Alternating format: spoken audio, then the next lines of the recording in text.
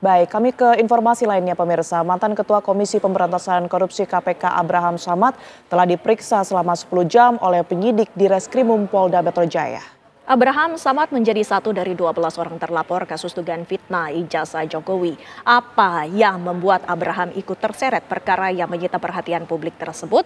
Selengkapnya dalam Ulas Utas, podcast ijazah Jokowi, Abraham Samad diperiksa.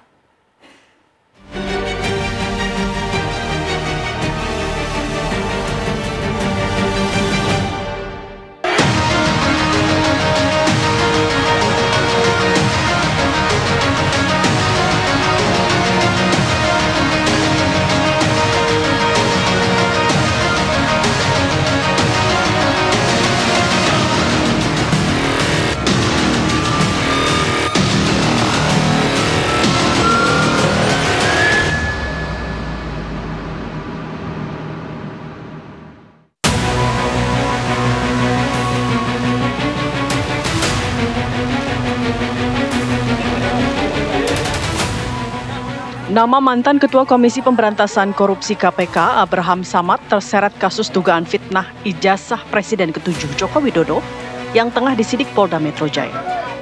Ia menjadi salah satu dari 12 orang terlapor. Rabu pekan lalu, Abraham Samad memenuhi panggilan pemeriksaan terhadap terlapor di Subdirektorat Keamanan Negara di Reskrimum Polda Metro Jaya. Pertanyaan-pertanyaan yang diajukan oleh penyidik itu rata-rata keluar dari dari substansi surat panggilan. Kita tetap menandatangani BAP tadi yang terdiri dari 24 rangka. Perkara yang menyeret Abraham Samad ini merupakan bagian dari 4 laporan yang telah masuk tahap penyidikan Polda Metro Jaya sejak 10 Juli lalu. Ada beberapa pelapor, salah satunya adalah Jokowi. Lantas, apakah Jokowi juga yang memasukkan nama Abraham Samad dalam laporan yang ia layangkan 30 April lalu itu? Saya tegaskan lagi ya, jadi Pak Jokowi tidak pernah melaporkan Bang Abraham Samad ya. Yang kami laporkan 24 objek dengan 5 inisial nama dan itu nggak terkait dengan Bang Abraham Samad. Tapi memang bahwa ini kan ada LP lain yang juga masuk ya, 3 LP lain. Ini juga kita perlu hormati prosesnya ya. Dan tinggal kita lihat bagaimana ini bergulir.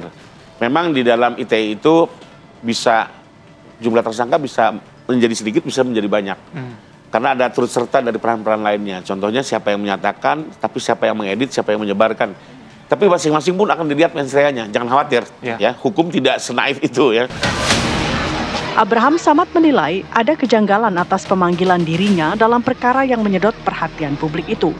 Apalagi menurutnya materi pemeriksaan penyidik tidak sesuai dengan surat panggilan.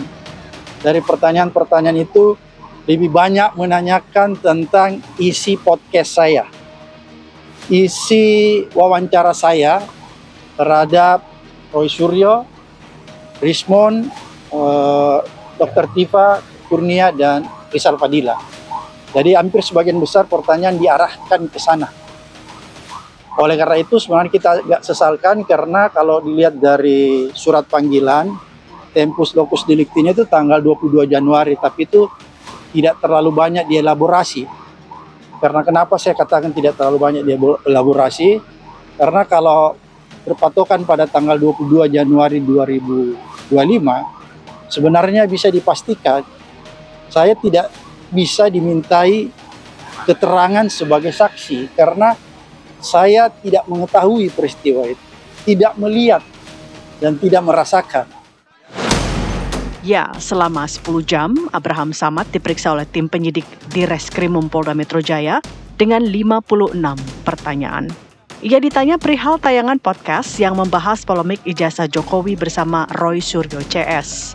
Podcast yang dikulik penyidik itu diunggah di channel YouTube milik Abraham Samad pada 13 April 2025. Ini berkaitan dengan undangan wawancara kepada Pak Roy Suryo di podcastnya Pak Abraham Samad di channel YouTube Abraham Samad Speak Up tanggal 13 April 2025 itu. Jadi lebih penekanannya ke sana. Jadi dianggap bahwa ada beberapa kalimat-kalimat mungkin pernyataan dari Pak Roy Suryo yang seolah-olah bahwa ijazah milik Pak Jokowi adalah palsu. Jadi itu kira-kira gitu. Menurut Abraham Samad, isi podcast dalam YouTube-nya yang membahas ijazah Jokowi tersebut bersifat edukasi yang bertujuan agar masyarakat paham tentang hak dan kewajiban dan tak tersesatkan. Namun mengapa namanya ikut terseret dalam dugaan fitnah? Abraham Samad itu kan hanya podcast ya. Iya. Saya tidak tahu apa pasal yang ditujukan pada dia siapa gitu. Tapi saya hanya bisa mengira-ira kurang lebih dia disebutkan turut serta menyebarkan berita bohong, kurang lebih itu. Turut serta, jadi makanya turut sertanya apa ya melalui podcast itu. Podcastnya itu begini loh, dididikan gini sah apa, ya sudah wajar untuk membuat terangnya perkara kira-kira gitu. Lantas bagaimana pakar hukum pidana melihat terseretnya nama Abraham Samad? Peristiwa yang dilaporkan adalah sebuah peristiwa yang dikonstruksikan untuk melakukan edukasi, mendiskusikan atas sebuah fenomena yang muncul di masyarakat. Nah, mungkin saja di dalam edukasi melalui podcast tadi itu muncullah narasi-narasi yang dianggap ya mencemarkan nama baik, dianggap memfitnah, dianggap menyebarkan kebencian berdasarkan sara, dianggap menyebarkan berita hoax yang kemudian menimbulkan kerusuhan, atau kemudian membuat sebuah data yang tidak benar, atau kemudian adanya dugaan misalnya penghasutan gitu ya. Nah, itu kan yang dalam versi pelapor mungkin menganggap seperti itu. Sebaliknya, jika si pembuat podcast, yakni Abraham Samad, tidak punya niat jahat mencemarkan nama baik, menyebarkan kebencian atau maksud serupa lainnya, maka bisa jadi tuduhan pidananya akan gugur. Tapi kalau kita cermati dari apa yang ada dalam podcast dan dalam konteks untuk memberikan semacam edukasi, maka menurut saya memang ini satu perkara yang kemudian sulit dikatakan cukup alat bukti kalau kemudian dikategorikan sebagai sebuah peristiwa pidana. Karena apa?